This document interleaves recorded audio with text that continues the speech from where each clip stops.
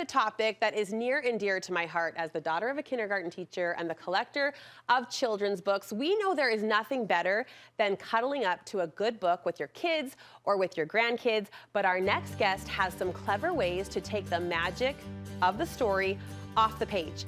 Book lover Kelsey Hansen says reading together can create such a special connection that she wanted to extend that experience beyond just the book. She's here to share 6 springtime books that your littles will love, and then corresponding activities to allow that connection to continue through play. It's great to see you. Hi, Brooke. You told me you're known as the book lady in your neighborhood. I kind of am. Yeah? Yes. So I am such a book lover, and I wanted my kids to be book lovers too. So we are extending that book experience, making those connections in their brains that books are fun. Yes. And the activities and the memories they have alongside books are going to be fun.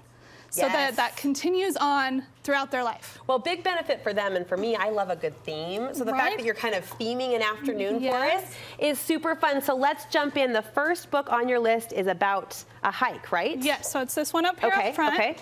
And this is called The Hike, and it is about a hike. It's about a bunch of kids and their dog who go on a hike. And along the way, they are following maps, they're following road signs, and they are taking notes about the things that they see. And something I love about this book is it has all the labels for all of the plants and the animals that they see along the way. Okay. And they finally reach it to their destination at the end, and then they have a whole journal full of things that they've seen. So a hike in and of itself is kind of a fun activity. I was going to say, right? Is that the activity? That's the obvious. Right, but we have a scavenger hunt, sort of what can you spy on your hike thing. So you're not collecting things. Luckily, you're not having to backpack those down. We're not bringing home the bugs? Right. Thanks, Kelsey. But you can find them and check them off. I like to print 2 on a page.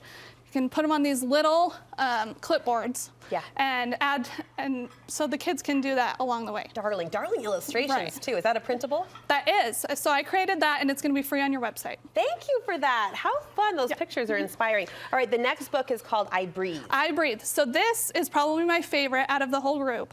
So it is a book with yoga poses for little kids. So you're going to start off, you're going to roll out a yoga mat or a towel, beach towel, whatever you got. Yeah. And they can do the poses along the way. So it's about using your breath to create relaxation, to feel brave and strong, you know, and it relates it to a tree or a lion or a happy dog or a balloon. And so our activity is actually with balloons, because I don't know a child that doesn't love balloons. Oh, bring a balloon, you've got a party.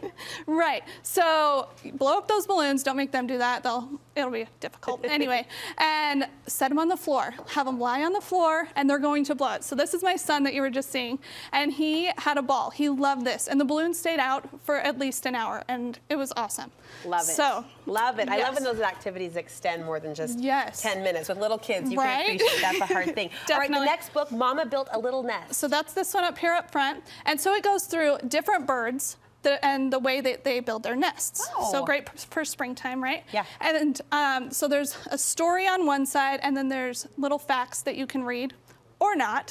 Okay. But it doesn't ruin the story, you know, you can go without it. And for this one, we built our own nests. We built Rice Krispie treat eggs, or with birds' eggs in them. Classic. So here you can see in the picture, we pushed the Rice Krispie treats down inside a muffin tin, and then let my son add all the little birdie eggs. That's the kind of nest we like. Fast and easy. The edible kind. Favorite kind. It's like a snack activity. Right? What do you like about this book? Now That's a Hat. Now That's a Hat. This one is just a fun and funny book. I picked it because it was green, but it's really fun and funny. It starts with a character who walks into a hat store just needing an everyday hat, and the owner gives him a hat that works great, but then he wants to see everything else. So then they proceed to try on every outrageous option that they have. An octopus hat, a taco hat, you know, everything that's silly and funny. Tell me we're making hats. Yeah, we are. And so this is also another printable that I have for you. So we are going to do a hat parade. So if you have multiple children, they can each pick a hat. And if not, my son, he put them on all his stuffed animals. So we have a boat hat, we have a cactus hat, we have pancake and frog, and then one that you can decorate yourself to make it as outrageous and crazy and fun as you like. Or if my daughters were in charge, blingy. Right. And sequins. Add feathers, sequins, whatever. My son, he just wanted to color it, so that's what he did. All right, what's this next book? All right, this one is Warm Weather.